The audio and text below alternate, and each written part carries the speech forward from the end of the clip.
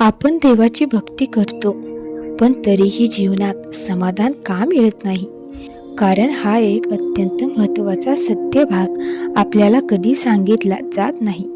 आजच्या ह्या अध्यायात तोच गुपित अर्थ स्पष्ट होतो. हा व्हिडिओ शेवटपर्यंत पाहिलात तर तुमचा देवाकडे पाहण्याचा दृष्टिकोन बदलून जाईल. तर पाहूयात आपण श्रीपाद श्रीवल्लभ चरित्रामृत या दिव्य ग्रंथातील अध्याय 20. अध्याय 20 आहे गुरुचरणाची कथा आणि विश्वावधानींचा उद्धार. शुभमस्तु, निर्विघ्न वस्तू. मी पहाटे उठून श्रीपादांच्या दर्शनासाठी कुरुगड्डेला आलो. श्रीपाद आसनावर बसले होते आणि समोर काही शिष्य बसले होते. श्रीपादांच्या भोवती दिव्य प्रभा पसरली होती. त्यांच्या प्रसन्न वदनावर मंदहास्य विलसत होते. डोळ्यातून प्रेम आणि करुणा ओसंडून वाहत होती. त्यांच्या सानिध्यात असलेल्या भक्तांना शांती, समाधान आणि ज्ञान अगदी अनायासेच मिळत असे. सर्व ब्रह्मांडाचा निर्गुण निराकार प्रभू सगुण साकार होऊन जगाच्या कल्याणासाठी पृथ्वीवर प्रकट झाला होता आणि त्याच्या सर्व भक्तांना आधार देऊन त्यांचे जीवन सार्थक करीत होता. त्याला प्रत्यक्ष पाहण्याचे भाग्य ज्यांना मिळाले ते सर्व भाग्यवान झाले. माझ्यावर श्रीपादांची विशेष मर्जी असल्यामुळे त्यांच्याजवळ जाऊन पदस्पर्श करून नमस्कार करण्याचे भाग्य मला लाभले होते. त्यांच्या पदकमलांना माझ्या हाताचा स्पर्श होताच माझ्या शरीरातून एक प्रकारचा विद्युत प्रवाह संचारित झाल्याचा भास मला झाला. मन शांत होऊन श्रीपादांच्या शिवाय बाकी सर्व विचार माझ्या मनातून नाहीसे झाले. मनाचा आणि शरीराचा ताण नाहीसा होऊन मला एका वेगळ्याच शांती आणि समाधानाची अनुभूती झाली. चरणस्पर्श करून मी जेव्हा उभा राहिलो तेव्हा माझ्या डोळ्यातून काळ्या रंगाचा प्रकाश बाहेर येऊ लागला. हळूहळू माझ्या संपूर्ण शरीरातून तसाच काळा प्रकाश बाहेर येऊन एकवटला आणि त्यामधून एक मनुष्याकृती तयार झाली. त्या आकृतीला आकार घेऊन ते माझेच प्रतिरूप दिसू लागले. परंतु एक प्रकारची अपवित्रता आणि दंभ त्या आकृतीमध्ये दिसत होते. ती आकृती जरी माझ्यासारखीच दिसत असली तरी मला त्याच्याबद्दल शिसारी वाटू लागली. मंद हास्य करीत श्रीपादांनी मला विचारले, तुझ्यासारखीच दिसणारी ही काळी आकृती कोण, हे तुला माहीत आहे काय?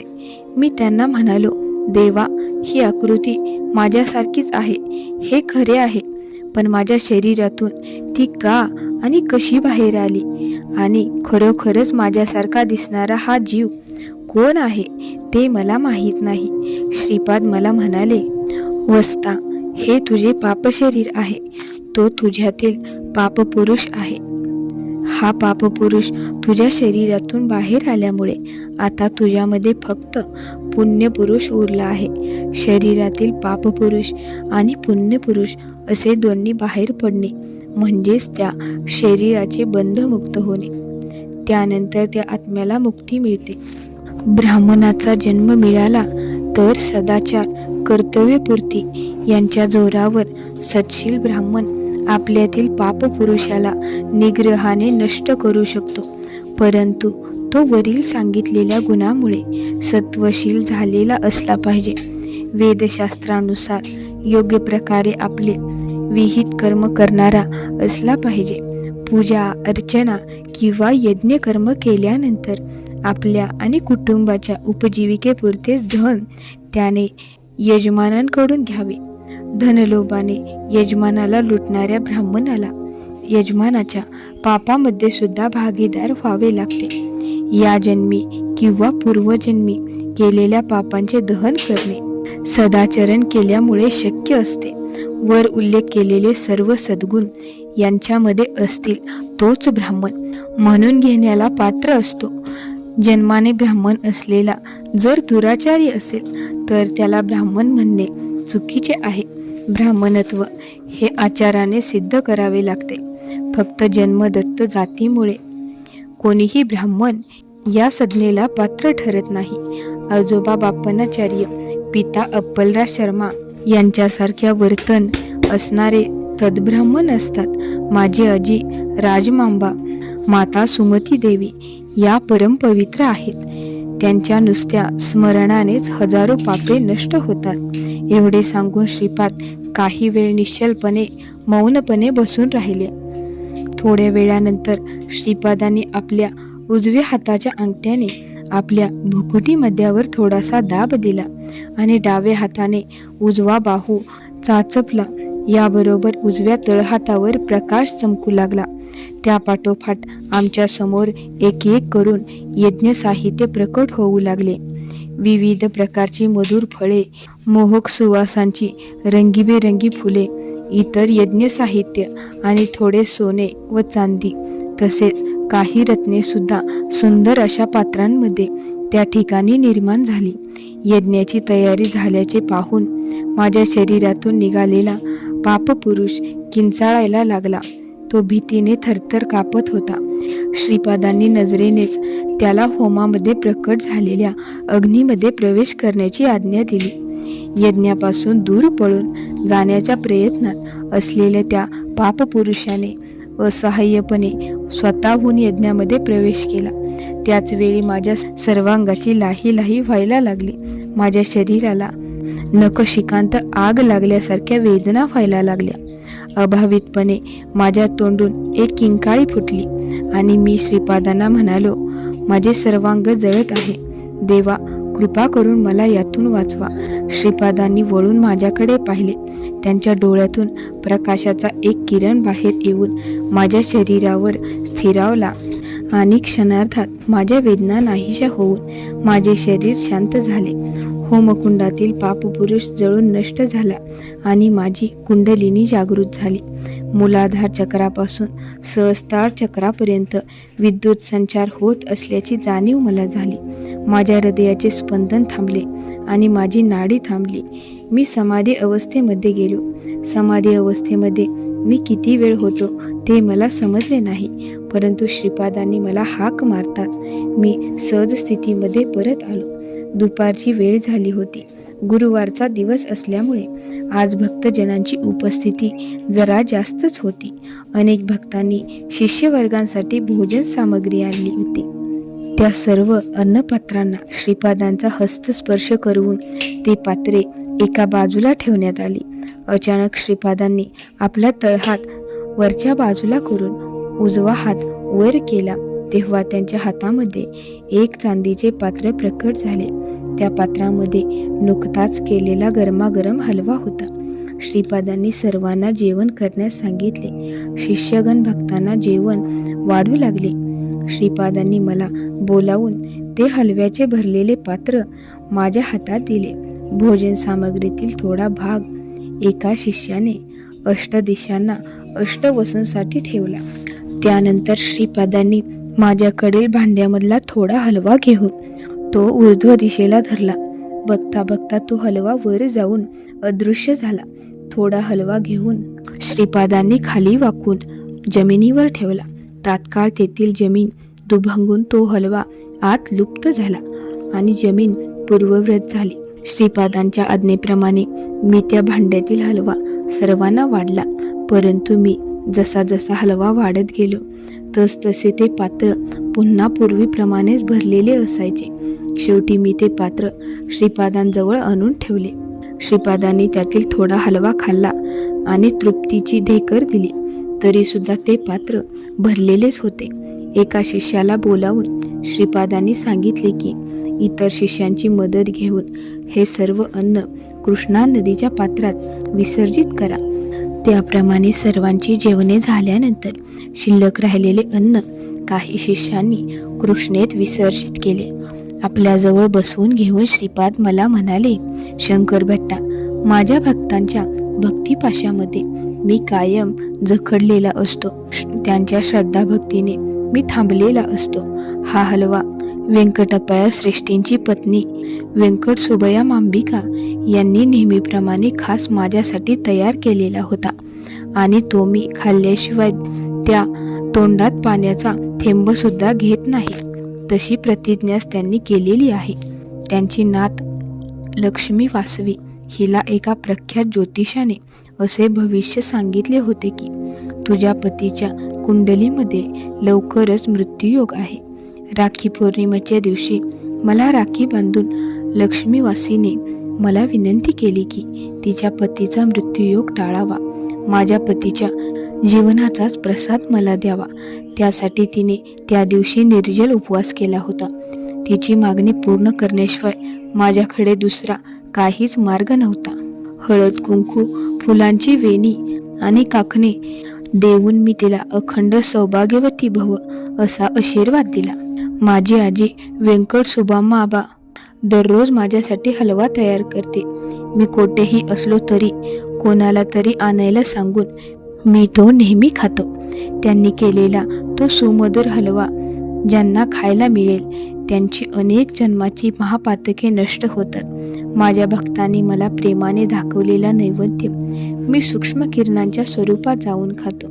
परंतु श्रेष्ठींच्या घरात नैवेद्य मात्र मी स्वतः भौतिक रूपात स्वीकारतो.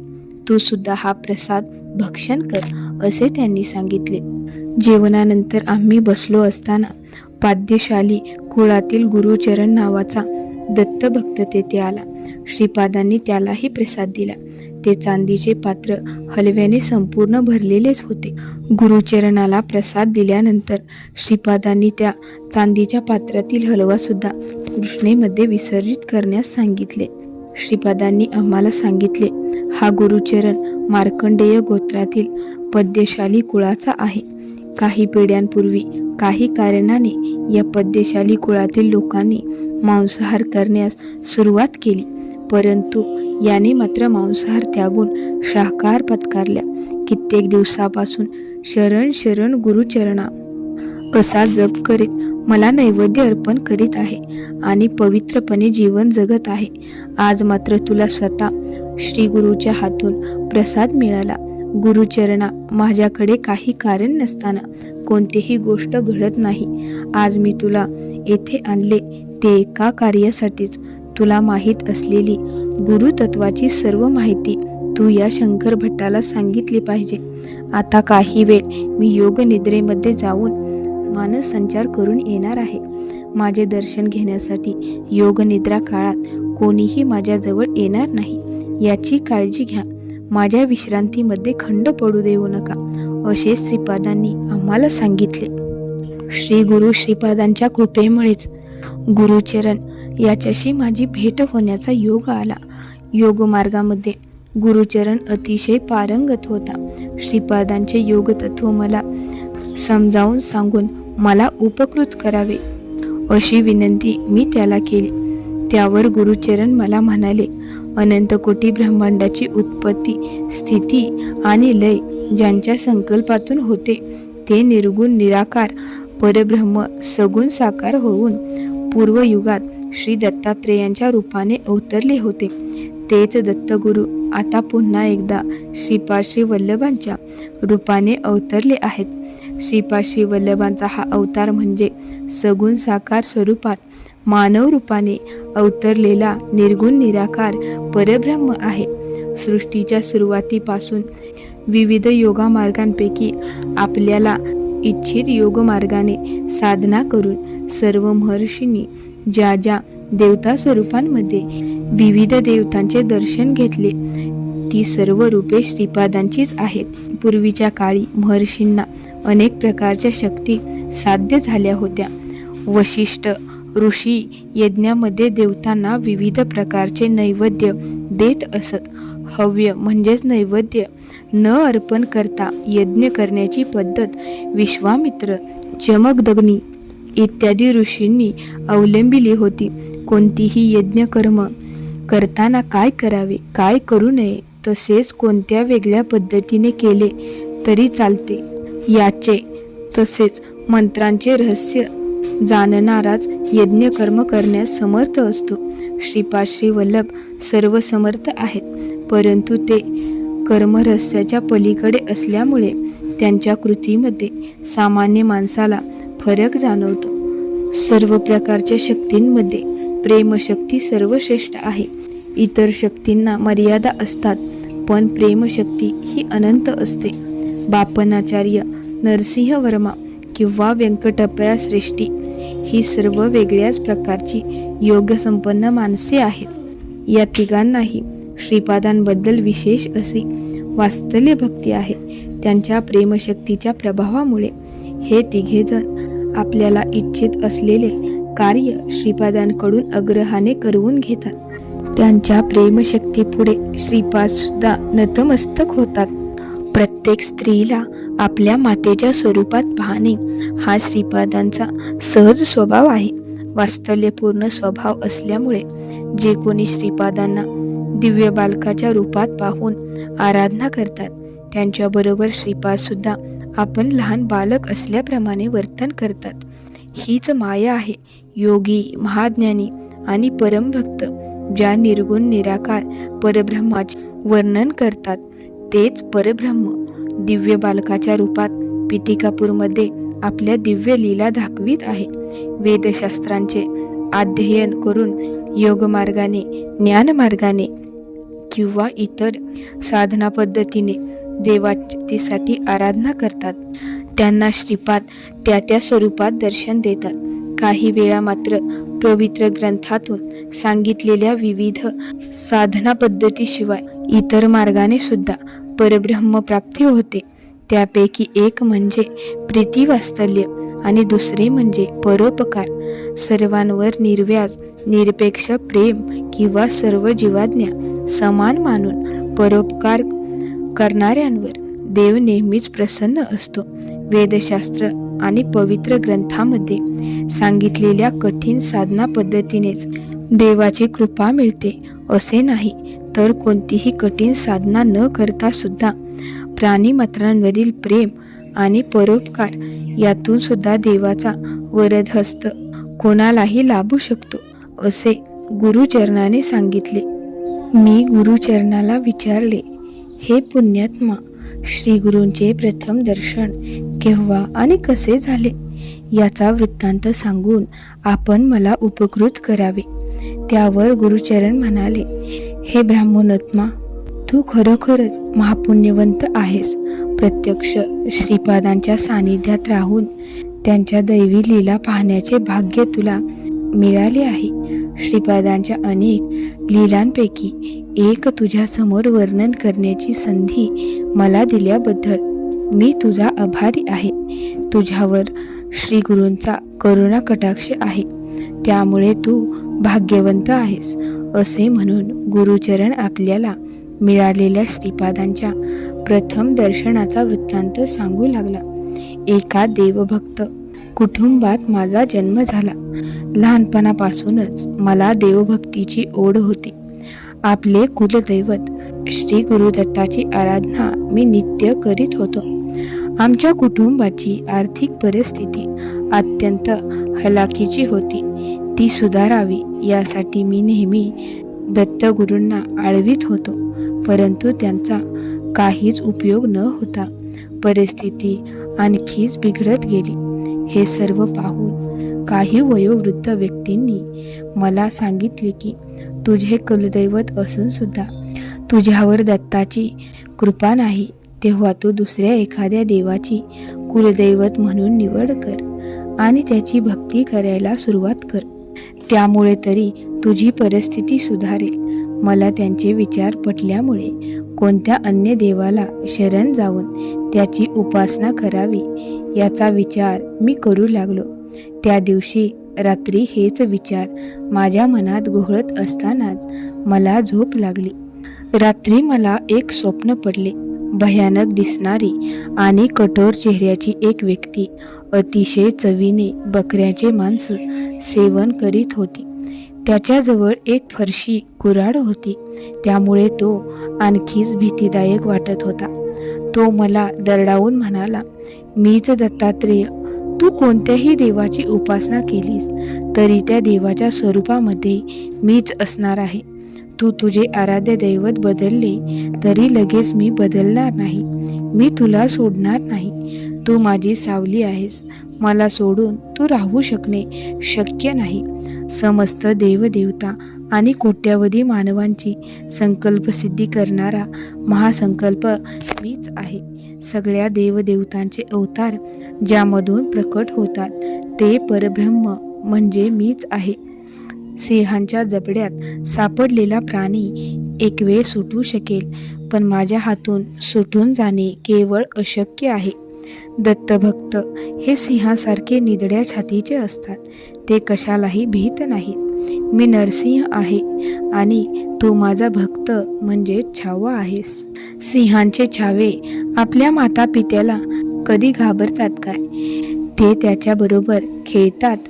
तू मला घाबरून दुसऱ्या देवाच्या नादी का लागतोस? मी तुला सोडणार नाही. जर तू माझ्यापासून दूर पळायला लागलास तर या कुऱ्हाडीने तुकडे करून तुला ठार मारीन. माझ्यापासून तुझे रक्षण करण्यास समर्थ असा या त्रिलोकांमध्ये कोणीही नाही. हे ऐकून मी झोपेतच मोठ्याने किंचाळलो, पण तेवढ्यातच ते स्वप्न भंग पावून मला जाग आली. घरातील लोक माझ्याकडे धावत येऊन काय झाले, तू असा का किंचाळलास असे मला विचारू लागले. स्वप्नात दिसलेले सर्व दृश्य मी त्यांना सांगितले. तेव्हा मला धीर देऊन ते निघून गेले. कुठल्या जन्मीच्या पापाचे कर्मफल म्हणून ही अत्यंतिक दरिद्रावस्था मला प्राप्त झाली, कोणास ठाऊक. मला आत्ताच मरण आले तर फार बरे होईल अशा प्रकारच्या विचारांनी माझ्या डोक्यात थैमान घातले होते. त्यामुळे मला झोप लागली नाही. पाठे अंथरुणातून बाहेर येऊन मी नित्यकर्मे केली. तेवढ्यात आमच्या घरासमोर एक हरिदास भजन म्हणत आल्याची चाहूल लागली. मी दरवाजा उघडून बाहेर आलो तेव्हा मला एक हरिदास दिसला. त्याच्या हातातील भिक्षापात्रामध्ये एक औदुंबराचे रोपटे पाहून त्याच्या विक्षिप्तपणाचे मला नवल वाटले. सकाळच्या प्रहरी याचकाला परत पाठविणे बरे नाही असा विचार करून त्याला देण्यासाठी काही मिळते का याची स्वयंपाकघरात शोधाशोध केली.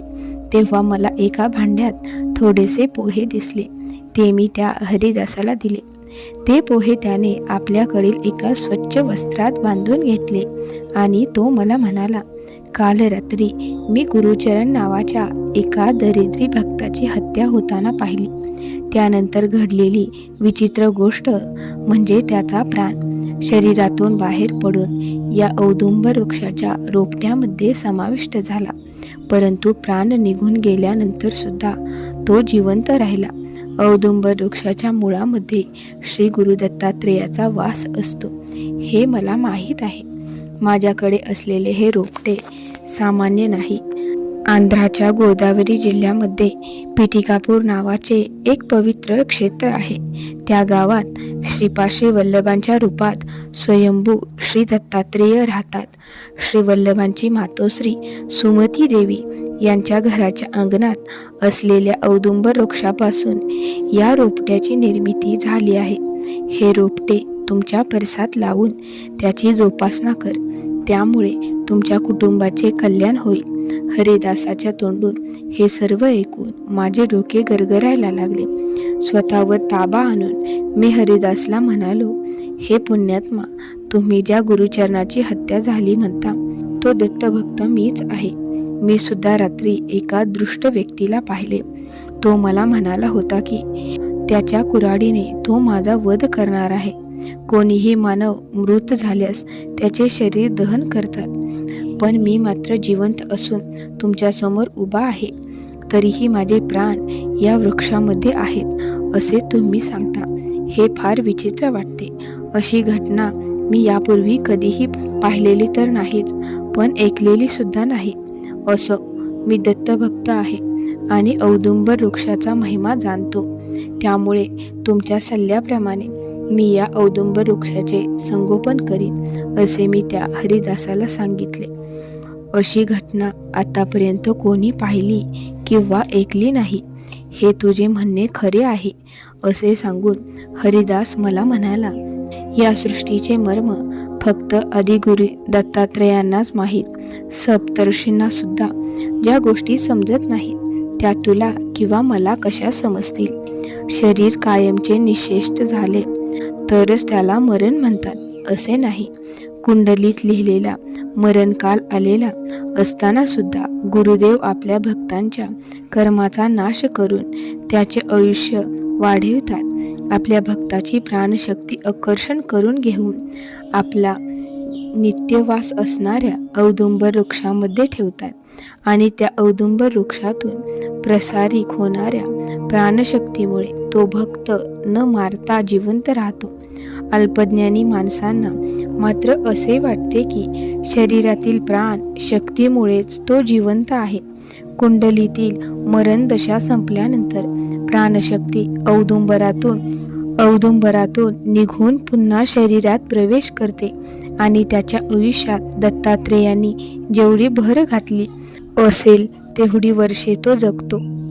औदुंबरातून कितीही प्राणशक्ती बाहेर आली तरी ती कमी होत नाही, कारण त्याच्या मुळामध्ये प्रत्यक्ष जगन्नियंत्या दत्ताचा वास असतो, असे त्या कृष्णदास नावाच्या हरिदासाने मला सांगितले.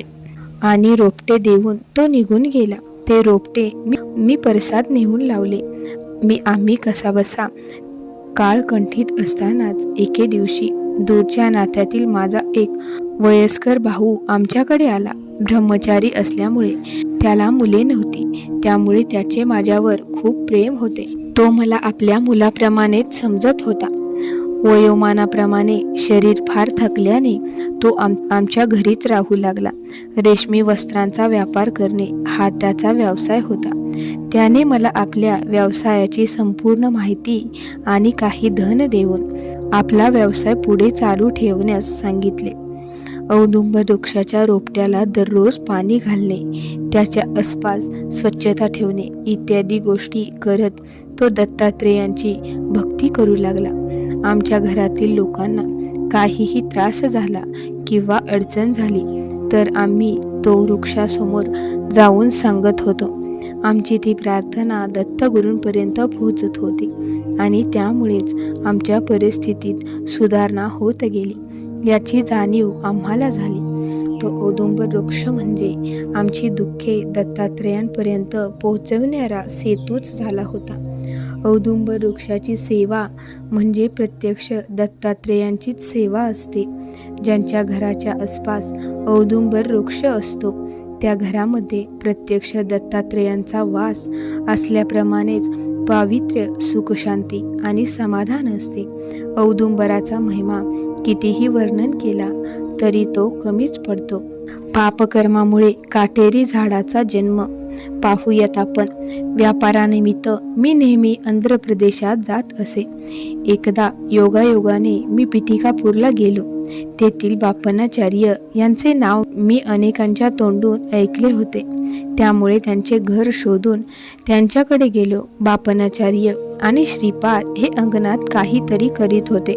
मी जवळच असलेल्या घराच्या ओसरीवर त्यांची वाट पाहत बसलो. त्यांच्या कामामध्ये अडथळा आणू नये असे मला वाटत होते, त्यामुळे मी शांतपणे बसून होतो. परंतु माझे सर्व लक्ष त्या दोघांकडेच होते. श्रीपाद एका काटेरी झाडाला अतिशय प्रेमाने पाणी घालत होते.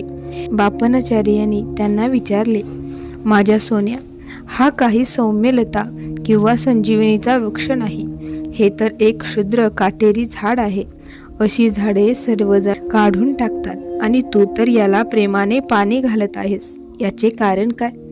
तू याला पाणी घातले काय किंवा न घातले काय, कोणत्याही परिस्थितीत ते वाढणारच आहे. इतर झाडाप्रमाणे याची काळजी घेण्याची काहीच जरुरी नाही. असे असताना या झाडावर तुझे एवढे प्रेम कशासाठी?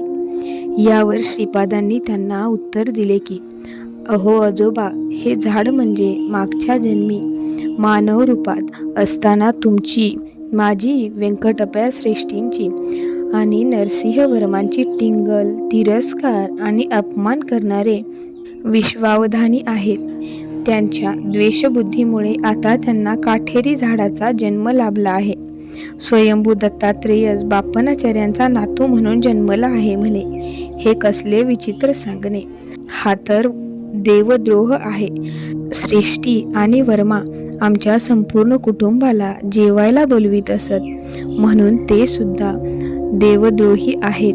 मल्लादी आणि गंडीकोट या धर्मभ्रष्ट कुटुंबांना ब्राह्मण समाजाने वाळीत टाकले पाहिजे, त्यांच्यावर बहिष्कार घातला पाहिजे, अशी मागणी या विश्वावधानी यांनी ब्राह्मण सभेत सतत केली होती.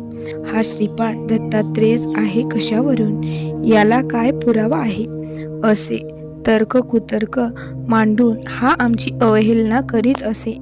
वेद किंवा शास्त्र ग्रंथामध्ये याचा काही उल्लेख आहे काय, अशा प्रकारे अनेक अपवाद उपस्थित करीत असत.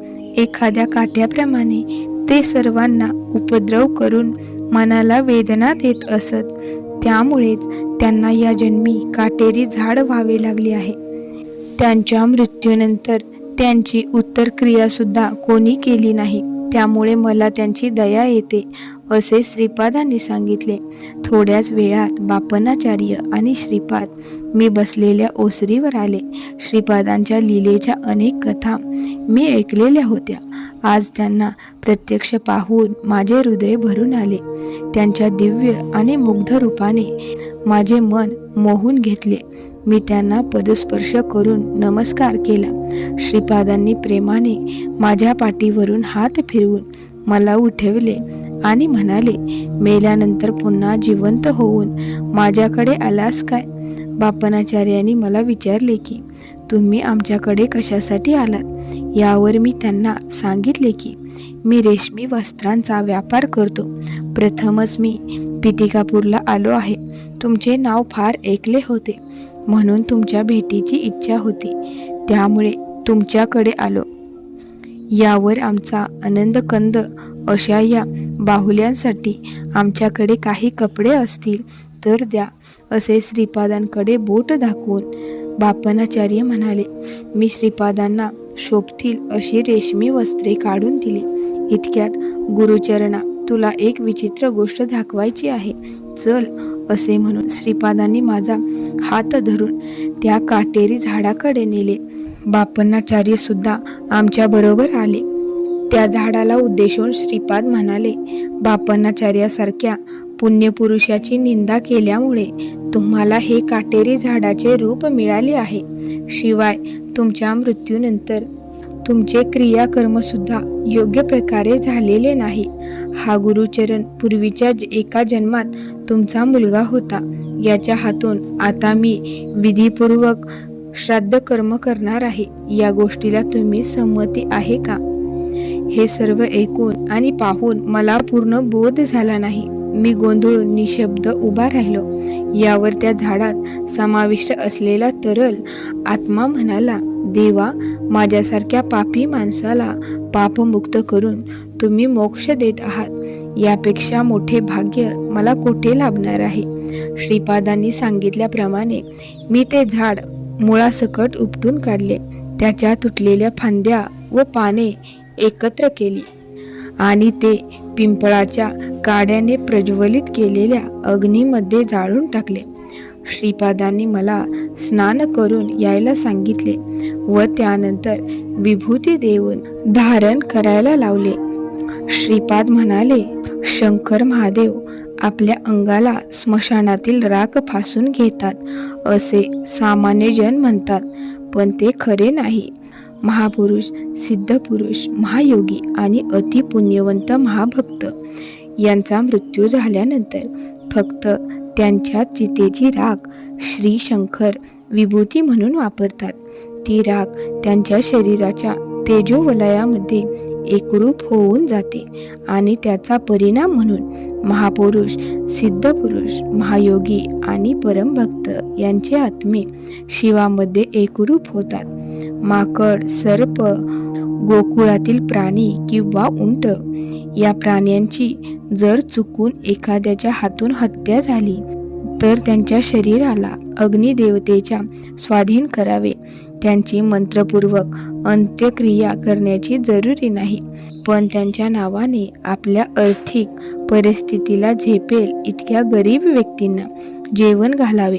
त्यामुळे त्यांच्या आत्म्याला सद्गती मिळते आणि आपले पाप कमी होते. पूर्वयुगामध्ये एकदा भयंकर दुष्काळ पडला होता. धान्याचे उत्पादन न झाल्यामुळे लोक उपाशी पोटी मरत होते. जनावरांना चारा न मिळाल्याने बरीच जनावरे सुद्धा मरून गेली. गाईच नसल्यामुळे दूध, दही, तूप इत्यादी पदार्थ दुर्मिळ झाले आणि त्यामुळे यज्ञयाग करणे शक्य होईना आणि यज्ञयाग बंद झाल्यामुळे मानव आणि देवता यांचा परस्पर सहकार्याचे जीवन नष्ट झाले. सर्वत्र हाहाकार पसरला.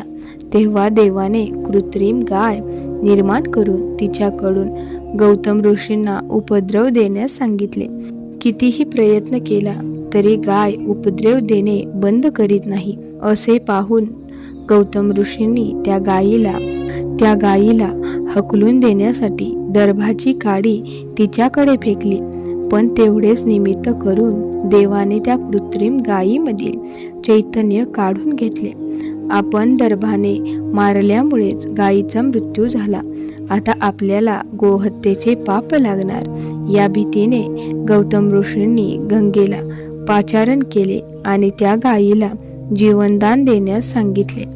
तेव्हा गोदावरीच्या रूपाने गंगा प्रकट झाली आणि तिचे जलप्रोक्षण केल्यानंतर ती गाय जिवंत झाली. गोदावरी नदी मात्र कायम राहिली आणि तिच्या पाण्यावर धनधान्य तसेच जनावरांचा चारा यांचे पीक जोमाने पोसावले. त्यानंतर परिस्थिती पुन्हा सामान्य झाली. गोदावरीला आणून दुष्काळाचे संकट निवारण केल्यामुळे गौतम महर्षी सर्वांच्या मनामध्ये अजरामर झाले. त्यांची पत्नी अहिल्या ही सुद्धा महापतिव्रता होती. याच गौतम ऋषींच्या गोत्रामध्ये विश्वावधानींचा जन्म झाला. परंतु विश्वावधानींचे वर्तन गौतम ऋषींपेक्षा सर्वस्वी वेगळे असल्यामुळे हा संबंध फक्त गोत्रापुरताच मर्यादित राहिला. सगोत्र असण्याच्या या एवढ्याच पुण्याईमुळे आणि त्रेतायुगात पिठिकापूरमध्ये झालेल्या सावित्री काठक यज्ञामध्ये गौतम ऋषींचा सुद्धा सहभाग असल्यामुळे विश्वावधानींना पिठिकापुरात जन्म घेण्याचे आणि त्यामुळेच माझ्या दर्शनाचे भाग्य लाभले. श्रीपादांच्या रूपांतील प्रत्यक्ष दत्तात्रेयाचा अवमान करून सुद्धा श्रीपादांच्या करुणानिधी स्वभावामुळेच विश्वावधानी सारख्यांना मुक्ती मिळाली हेच यातून दिसून येते, असे गुरुचरणाने मला सांगितले.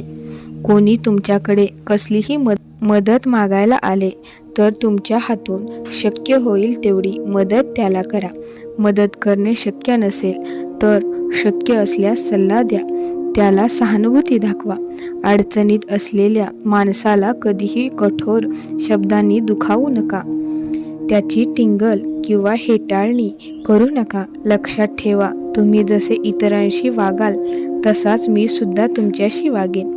कोणत्या तरी जन्मीचा काहीतरी ऋणानुबंध असल्याशिवाय, तुम्ही त्यांचे काहीतरी देणे लागत असल्याशिवाय कुत्रासुद्धा तुमच्याकडे येणार नाही, असे श्रीपादांनी सांगितले असल्याचा महत्त्वपूर्ण उल्लेख गुरुचरणाने केला. गुरुचरणाने पुढे सांगायला सुरुवात केली. मी भावनाविवश होऊन श्रीपादांचे बोलणे ऐकत होतो तर बापनाचार्याच्या डोळ्यात अश्रू दाटले होते. आपल्या चिमुकल्या हातांनी त्यांचे अश्रू पुसून श्रीपाद म्हणाले, आजोबा, प्रपंचाची जबाबदारी सांभाळत असतानाच तुम्ही सदोदित माझ्या ध्यानामध्ये मग्न असता. तुमचा जन्म धन्य आहे. तुमची आठवण सर्वांना सतत राहावी म्हणून मी नरसिंह सरस्वती अवतारात हुबेहूब तुमचेच रूप धारण करणार आहे. भावनावेग थोडा कमी झाल्यानंतर बापनाचार्य श्रीपादांना म्हणाले, बाळा श्रीपादा, बऱ्याच दिवसांपासून एक गोष्ट तुला विचारावीशी मला वाटत आहे. विचारू का? त्यावर तात्काळ श्रीपाद उत्तरले, आजोबा, तुमच्यासारख्या ज्ञानी माणसाला अशी कोणती समस्या सतावते आहे आणि मी बालक त्या समस्येचे समाधान करू शकेल काय? ठीक आहे, तुमची तशी इच्छाच आहे तेव्हा मी तुमच्या प्रश्नाचे उत्तर द्यायला प्रयत्न करतो. विचारा. बापनाचार्यांनी श्रीपादांना विचारले. ब्रह्मा, विष्णू आणि महेश हेच सृष्टीची उत्पत्ती, स्थिती आणि लय करतात ना? श्रीपाद म्हणाले, होय. सरस्वती, लक्ष्मी आणि पार्वती हीच त्यांची शक्ती स्वरूपी आहेत ना? श्रीपाद म्हणाले, होय. यावर बापनाचार्यांनी विचारले, हे त्रिदेव आणि त्रिशक्ती मिळून जर ब्रह्मांड सांभाळत असतील तर मग तू कोण आणि काय करतोस? आपल्या आजोबांची ही प्रश्नांची सरबत्ती ऐकून आणि त्यातील गूढार्थ ओळखून श्रीपाद मंदपणे हसले आणि म्हणाले, आजोबा, नुकताच मी त्या काटेरी झाडाच्या रूपातील विश्वावधानींना मोक्ष मिळवून दिला, हे तुम्ही पाहिले. माझ्या या कृतीला कोणत्या तरी शास्त्रामध्ये आधार आहे का? नाही ना. शास्त्राचा आधार नसलेल्या या गोष्टीची चिकित्सा करून त्याचे विश्लेषण करीत बसणे म्हणजे काथ्याकुटच ठरणार आहे आणि तो सर्वस्वी अनावश्यक आहे. मी सर्वांच्याच भूमिका करतो आणि हीच माझी शक्ती आणि लीला आहे. योगी आणि साधक मला ज्या स्वरूपात पाहतात त्याच स्वरूपात मी त्यांना दिसतो. याचा अर्थ माझे ते एकच रूप आहे असा होत नाही. म्हणूनच आपण पाहिलेले आराधना करतो तेच रूप खरे आणि इतर रूपे खोटी असे कोणी म्हणू नये. मी एकच असलो तरी माझे चैतन्य अनेक रूपांनी प्रकट होत असते. हे माझे चैतन्य प्रकट होताना कालानुरूप त्यात बदल घडत असतो आणि उत्क्रांती होत असते. म्हणूनच काल हाच उत्क्रांतीचा आधार आहे. या कालाची गणना सूर्य, चंद्र, ग्रह आणि तारे यांच्या गती आणि स्थानावरून केली जाते. भूत, वर्तमान आणि भविष्य हे त्रिकाल, तसेच उत्पत्ती, स्थिती आणि लय या तिन्ही अवस्था यांचे ज्ञान ज्यांना एकाच वेळी असते अशा महर्षींपैकी आत्री ऋषी हे एक होते. उत्पत्ती, स्थिती, लय या तिन्ही अवस्था, स्थूल, सूक्ष्म, कारक हे तीन देह आणि भूत, वर्तमान, भविष्य हे त्रिकाल यांचे संपूर्ण ज्ञान मला एकाच वेळी असते. त्यामुळे मला सर्व काळ वर्तमानच असतात. म्हणजेच घडून गेलेल्या, घडत असलेल्या आणि पुढे घडणाऱ्या सर्व गोष्टींचे ज्ञान मला असते.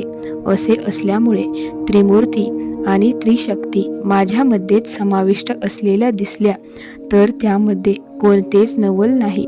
सृष्टी निर्मितीच्या आधी, कल्पांतानंतर नवीन सृष्टी निर्माण होण्यापूर्वीच्या काळामध्ये त्रिमूर्ती आणि त्रिशक्ती आदी पराशक्तींमध्ये लीन झालेल्या असतात. मी त्या आदी पराशक्तीचे अभिन्न रूप आहे. समस्त सृष्टी ही मातृगर्भातूनच निर्माण झाली पाहिजे असा नियम आहे. त्यामुळे आदी पराशक्तीच ब्रह्मयोनीचे रूप धारण करते आणि त्यातून त्रिदेव व त्रिशक्ती निर्माण होतात. सृष्टी निर्माण करण्याचा, तिचे स्वरूप कसे असावे याचा आणि त्या सृष्टीचा विनाश करण्याचा संकल्प करणारा, निर्णय घेणारा मीच आहे. माझ्या महासंकल्पातूनच आदी पराशक्ती निर्माण होते. हा महासंकल्प म्हणजेच परमगुरु या अत्यंत गहन आणि गूढ गोष्टी आहेत. परमगुरूंनी सृष्टी निर्मितीचा संकल्प केल्याबरोबर तत्क्षणीच सृष्टी निर्मिती होते. सर्व महाशक्तींना आज्ञा करून त्यांच्याकडून सृष्टीची निर्मिती करून घेणारी मूळ शक्ती मीच आहे. माता शिशु, पिता संतती, पती पत्नी, भाऊ बहीण या आणि अशा प्रकारच्या संबंधांचे आदर्श स्वरूप कसे असावे हे दाखवून आणि समजावून देण्यासाठी देवी देवता जन्म घेतात. जीव म्हणजे मायेच्या आवरणाखाली असलेली शक्ती असते. मी मायेच्या पलीकडे असलेली महाशक्ती आहे. माया मला वेष्टीत करू शकत नाही. महामाया आणि महाशक्ती यांचे ज्ञान फक्त योगशक्तीद्वारेच होऊ शकते. पराशक्तीची किंवा दत्तात्रेयाची आराधना केली तर त्रिमूर्ती आणि त्रिशक्तींची आराधना त्यामध्येच अंतर्भूत असते. देवांमधील आणि त्यांच्या तत्वांमधील संबंध हे केवळ साधना संपन्न पुण्यात्मांनाच समजतात. आता आपण पाहूयात श्रीपादांच्या भक्तांच्या पापाचा पूर्ण नाश होतो. मी प्रत्येक सदाचारी जीवाच्या अंतरात्म्यामध्ये राहून त्या जीवाचे वाईट संस्कार आणि आध्यात्मिक मालिन्य शोषून घेतो आणि त्याचे दहन करून त्या जीवाची मुक्तिमार्गावरील वाटचाल सुलभ करतो. त्यासाठीच मी प्रतिनित्य स्नान, संध्या आणि जप तप करतो. वास्तविक जप तप आणि पूजा अर्चा करण्याची मला काहीच जरुरी नाही. माझी आराधना करणाऱ्या सर्वांची पापकर्मे माझ्यामध्ये आकर्षून घेऊन माझे कुलदैवत असलेल्या कालाग्निशमन दत्ताची पूजा करून त्यांच्याकडे सुपूर्द करतो.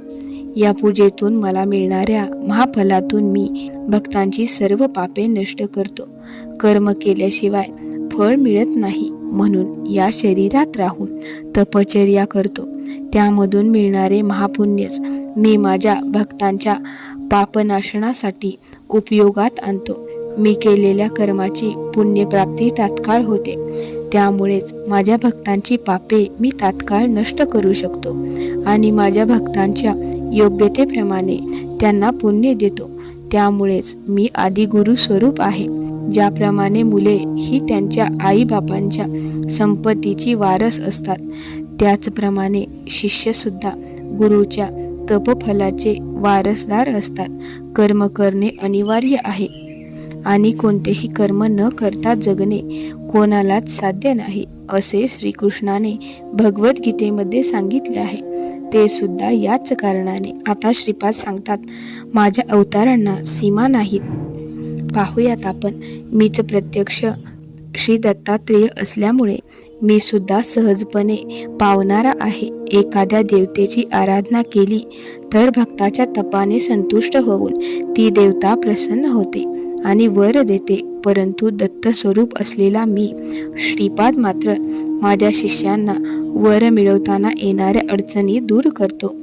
अडथळा करणाऱ्या दृष्ट शक्तींचा नाश करून त्यांना परमाकारुण्याने प्रसन्न होऊन आशीर्वाद देतो.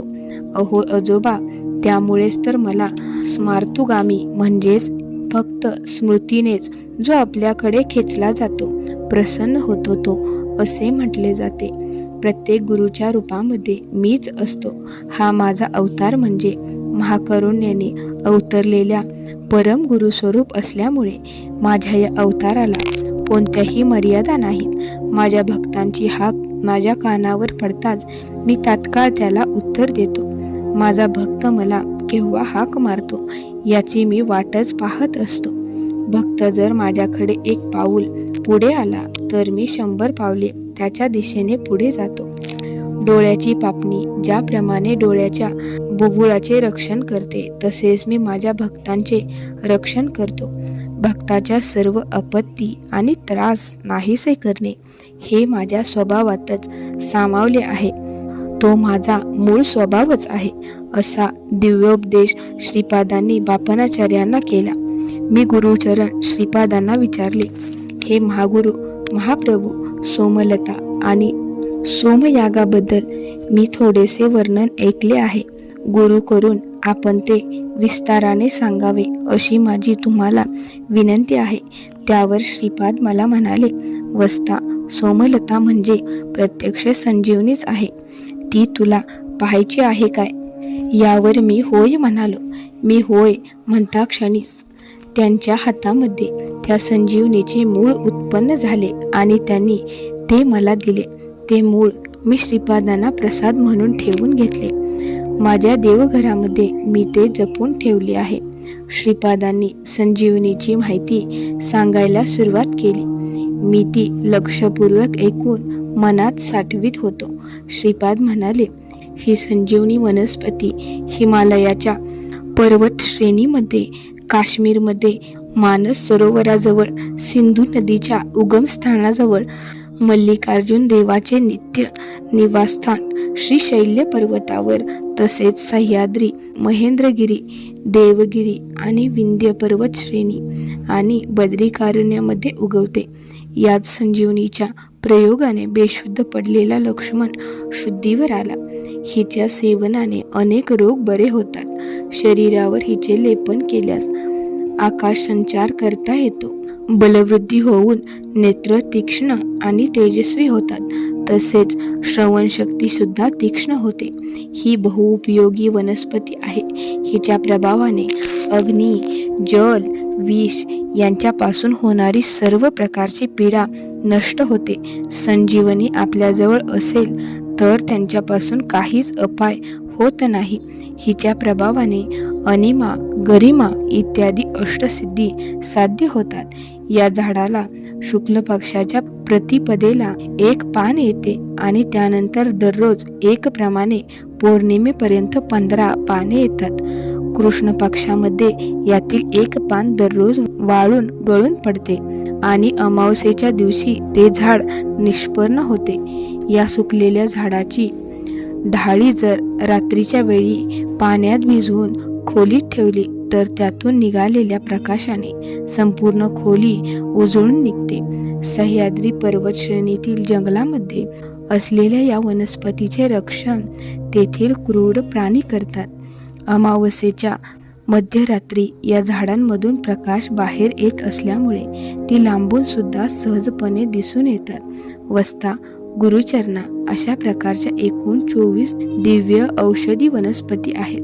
त्या सर्व वनस्पतींमध्ये देवता शक्तींचा वास असतो.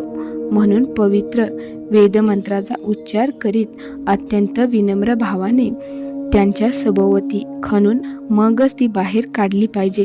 या 24 दिव्य वनस्पतींची नावे पुढील प्रमाणे आहेत. 1 सोम, 2 म्हणजे महासोम, 3 चंद्रमा, 4 अंशुमान, 5 मंजुवान, 6 रजतप्रभा, 7 दुर्वा, 8 कनियान, 9 श्वेतान, 10 कनकप्रभा, 11 प्रतानवान, 12 लालवृत्त, 13 करदीर, 14 अंशवान, 15 स्वयंप्रभा, 16 रुद्राक्ष, 17 गायत्री, 18 एष्टुम, 19 पार्वत, 20 म्हणजे जगत, 21 शाकर, 22 अनिष्ठम, 23 म्हणजे रैक्त, 24 त्रिपद गायत्री असे श्रीपादांनी सांगितले. त्यानंतर मी श्रीपादांची परवानगी आणि निरोप घेऊन पिटिकापूरला निघालो. ही सर्व माहिती मी शंकर भट्टाला सांगून पूर्ण होत असतानाच महागुरु श्रीपादांना मानस संचार सुद्धा पूर्ण झाला आणि त्यांच्या दर्शनासाठी आत येण्याचे बोलावणे आले. आम्ही त्यांचे दर्शन घेतले आणि त्यांनी स्वहस्ते दिलेले फळ व प्रसाद घेतला. श्रीपाद आम्हाला म्हणाले, तुम्ही दोघे कृष्णा नदी पार करून पलीकडे जा. तेथे मुंजाल आताचे मंत्रालय, गावची ग्रामदेवता तुमची वाट पाहत आहे. मी तुम्हाला आशीर्वाद देईल. तिचा आशीर्वाद घेऊन तुम्ही कुरुगड्डेला या. तुम्ही कुठेही कितीही दूर असलात तरी तुमच्यावर माझे लक्ष राहील. भविष्यकाळात मुंजाल गाव विश्वविख्यात होईल.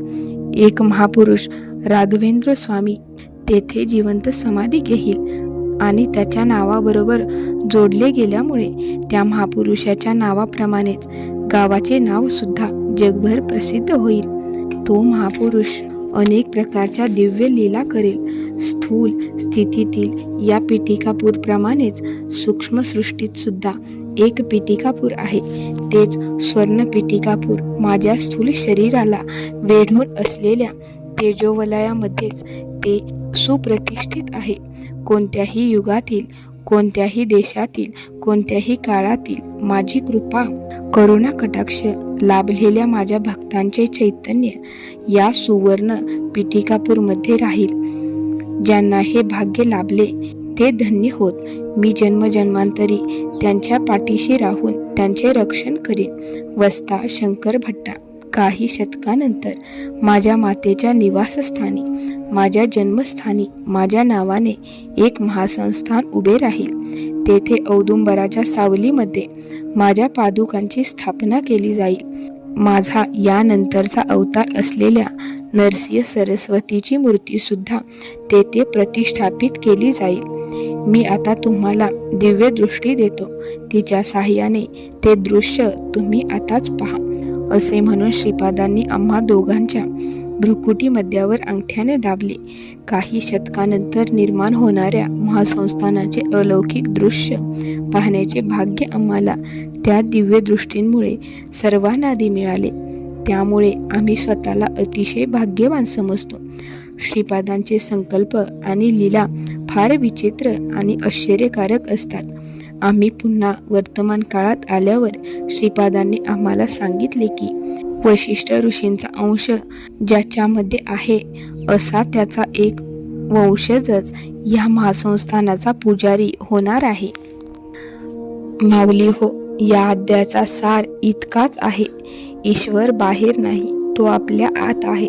पण तो शोधण्यासाठी अहंकार, अपेक्षा आणि भीती सोडावी लागते. जर हा विचार तुमच्या मनाला स्पर्श करून गेला असेल तर हा व्हिडिओ तुमच्या एका भक्त मित्राला जरूर पाठवा आणि कमेंटमध्ये लिहा आणि सांगा तुम्हाला या अध्यायातील कोणता विचार सर्वात जास्त भावला ते. तोपर्यंत श्रीपादराजं शरणं प्रपद्ये.